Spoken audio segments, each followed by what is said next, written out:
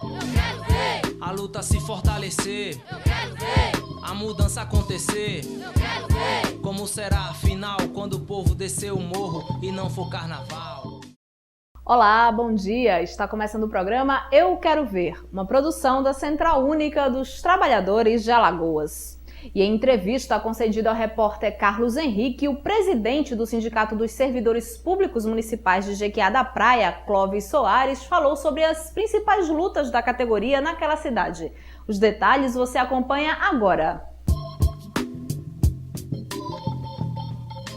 O programa Eu Quero Ver de volta ao auditório do Sindispref, onde está acontecendo a primeira reunião dos municipais, que foi chamado pela FETAM, Federação dos Trabalhadores da Administração de Serviços Públicos Municipais do Estado de Alagoas. E ao meu lado, o companheiro Clóvis, que é presidente do Sindicato dos Servidores Municipais do município de Jequiá da Praia. E ele vai fazer um balanço rápido dos ganhos em 2011 e quais os seus projetos de luta para 2012. Olha, bom dia, né? O pessoal da CUT, né, o pessoal da TV.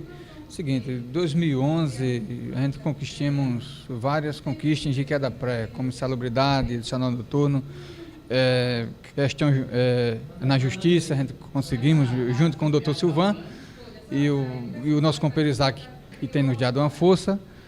E a perspectiva para 2012 é o aumento do salário, né, do qual a gente fez um estudo, juntamente com a promotoria e a CUT e a federação, do qual tem uma sobra lá no município de 358 mil e o prefeito está se negando e nós iremos entrar com a ação para nos garantir essa ajuda para os servidores públicos, já que os servidores não têm coragem de ir à greve.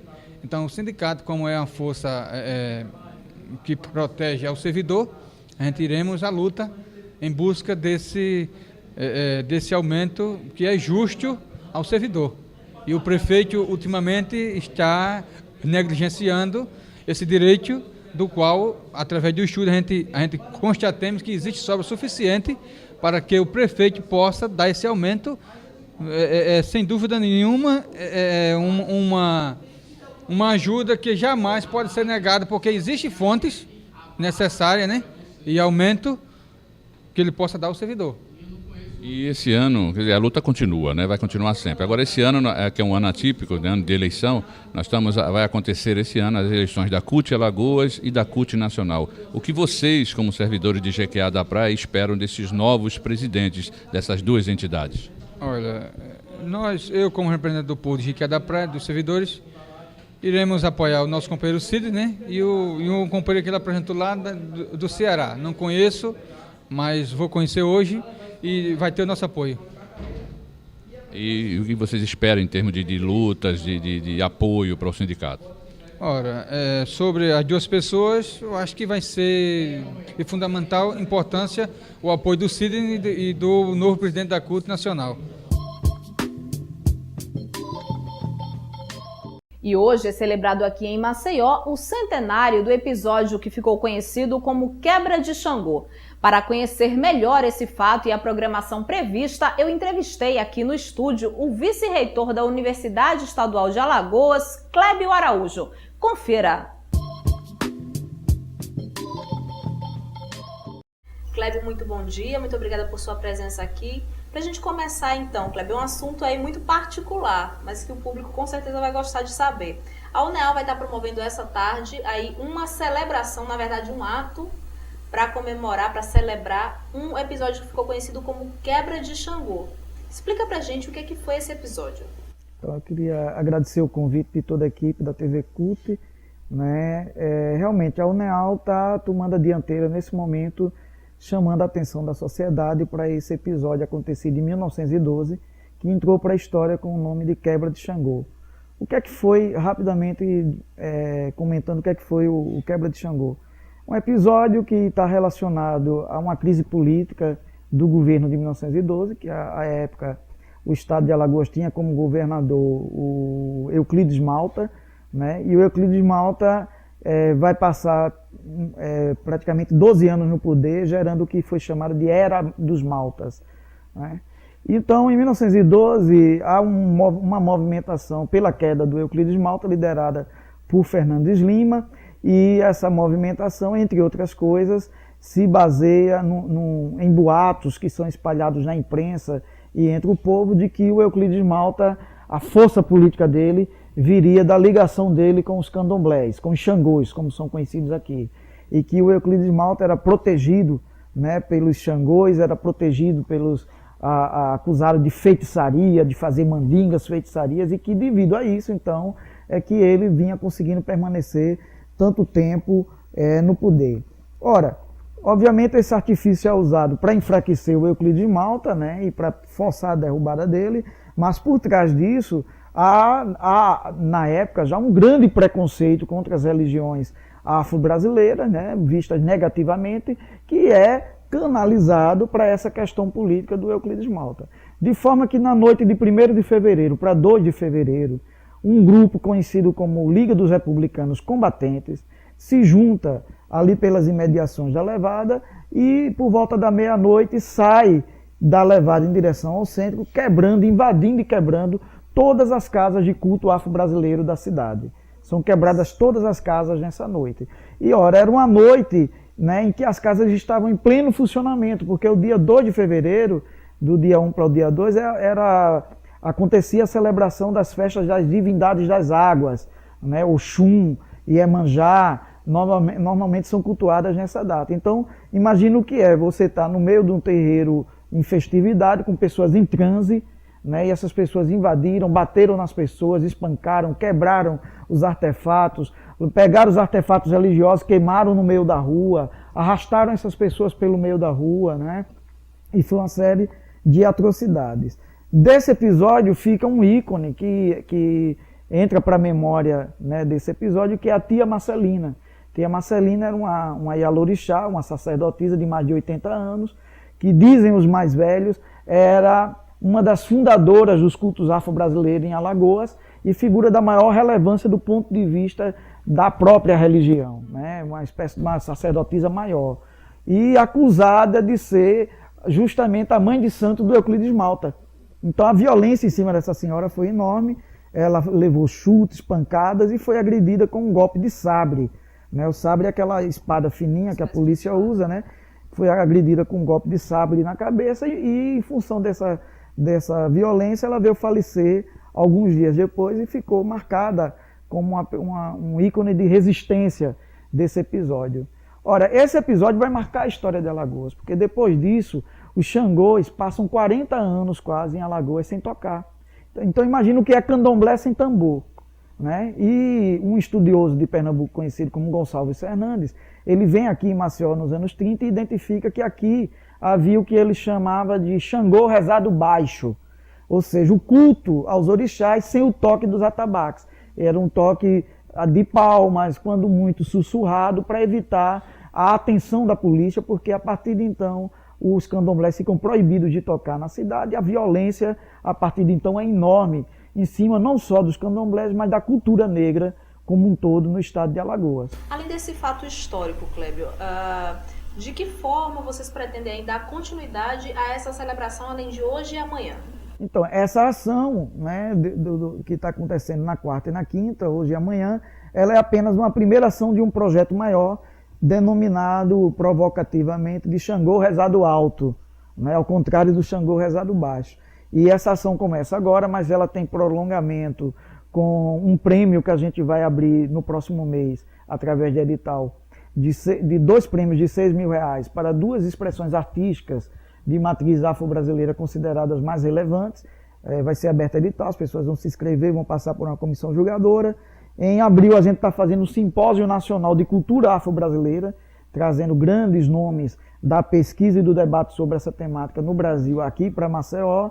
E em maio a gente encerra com um seminário para discutir políticas públicas voltadas para a população afrodescendente. Além disso, vão estar sendo feitas cartilhas educativas que serão distribuídas juntas às escolas e instituições que trabalham com educação. Então, na verdade, é um projeto maior que envolve várias áreas de conhecimento, né?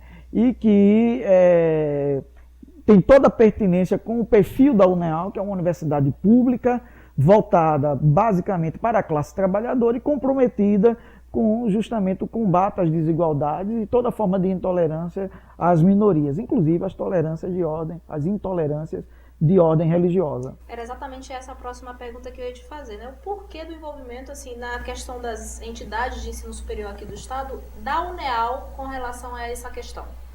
Essa questão que parece aparentemente, né, uma questão meramente de interesse histórico, né, ela extrapola o âmbito histórico, porque ela se torna uma questão de extrema importância cultural, porque, como eu disse, depois do quebra, você vai ter um impacto enorme na formação da nossa identidade como um povo.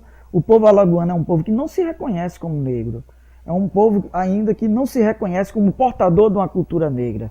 E boa parte dessa invisibilidade da cultura negra é que se deve a todo o processo de repressão que se desenvolveu a partir do quebra.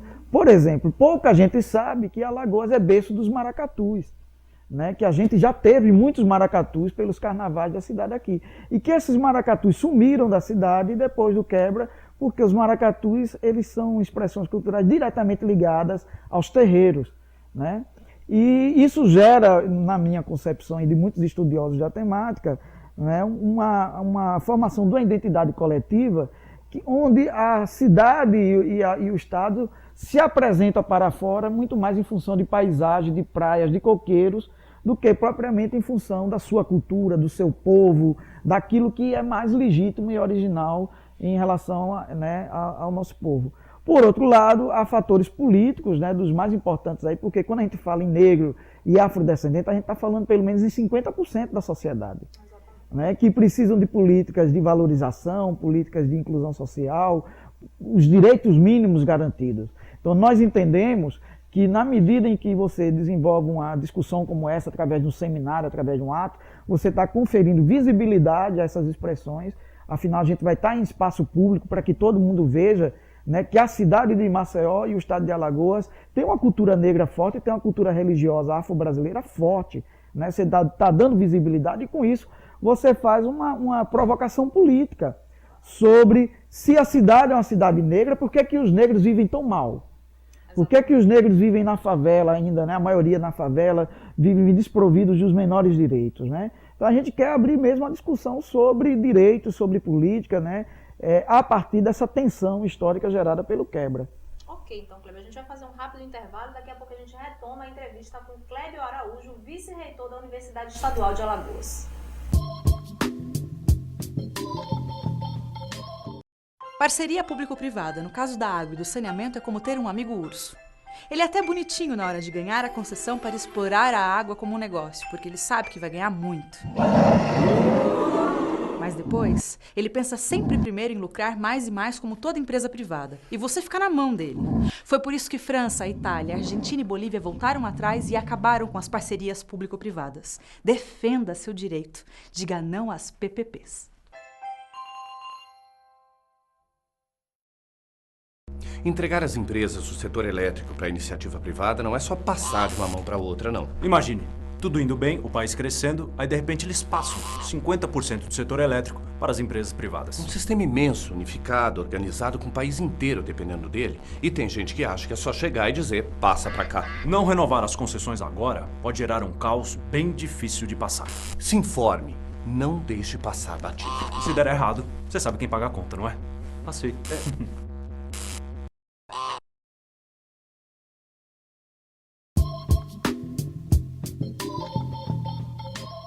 Estamos de volta entrevistando Clébio Araújo, vice-reitor da Universidade Estadual de Alagoas. Clébio, qual é a programação estabelecida para essa celebração essa tarde e amanhã? A programação começa a partir das 2 horas com uma concentração na Praça da Catedral. De lá a gente sai com um cortejo envolvendo religiosos e uma série de grupos percussivos aqui da cidade em direção à Praça dos Martírios pela Rua do Sol, com 2 paradas previstas, uma no Instituto Histórico e Geográfico e outra na Igreja do Rosário dos Pretos, né? Porque no Instituto Histórico estão guardados os resquícios de desse artefatos, episódio, né, que foram tirados dos terreiros na noite do quebra. Lá na praça a gente vai ter uma assinatura de perdão pública feita pelo governador do estado de Alagoas, o Theo Vilela, né? Vai ter uma solenidade onde ele vai pedir desculpas aos religiosos em nome da sociedade, e aí a gente prossegue pela noite afora com uma série de apresentações de grupos culturais locais, encerrando com uma apresentação da conhecidíssima Orquestra de Tambores de Alagoas, aqui de Maceió, que é um nome já consolidado. No segundo dia, na quinta-feira, a partir das 17 horas, a gente vai estar iniciando uma série de apresentações artísticas que culmina com a apresentação da cantora baiana Mariene de Castro. É uma cantora que vem adquirindo projeção no país e ela desenvolve um trabalho justamente a partir da temática das religiões afro-brasileiras e da cultura negra. Então vale a pena, porque é uma cantora que eu tenho certeza em pouco tempo vai estar estourando aí no país todo, né? E de uma qualidade maravilhosa o trabalho da Mariene de Castro. Ô Clébio, e na sua opinião, quais foram as principais mudanças ocorridas na política local desde esse episódio? Ora, se a gente for analisar nesses 100 anos, né, em relação à população negra e afro-brasileira e à população de terreiro, pouca coisa mudou. Né? Eu acho que ainda há uma incompreensão e um desconhecimento muito grande do que são as religiões afro-brasileiras. Agora, a gente estaria mentindo se negasse a existência de pequenos avanços. Por exemplo, a partir da promulgação da Lei 10.639 pelo governo Lula em 2003, que tornou obrigatório o ensino da história da África e da cultura afro-brasileira nas escolas de educação básica, começa no país todo, e Alagoas não fica fora, uma tentativa, ainda incipiente, de se trabalhar essas temáticas nas escolas.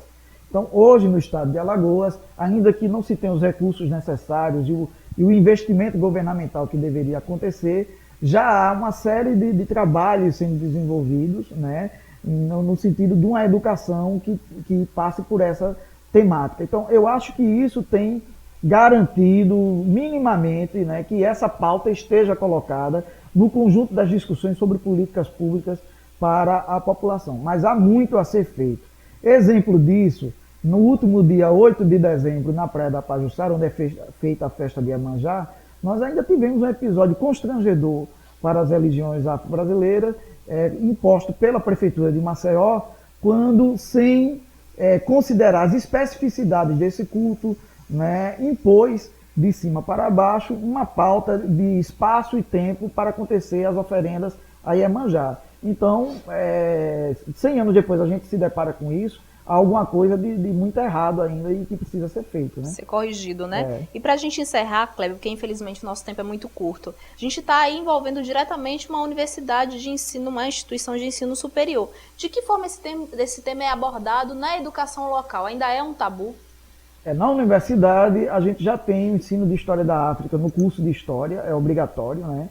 Agora, na universidade como um todo, isso ainda é feito inicialmente pelo Núcleo de Estudos Afro-Brasileiros, que eu coordeno desde 2006, né, como pesquisador da área, através de eventos, de palestras, de seminários. Mas a própria universidade ainda está dando os primeiros passos, como a maioria das universidades, na institucionalização de uma política de ensino, pesquisa e extensão que tenha esse recorte específico dentro das suas políticas.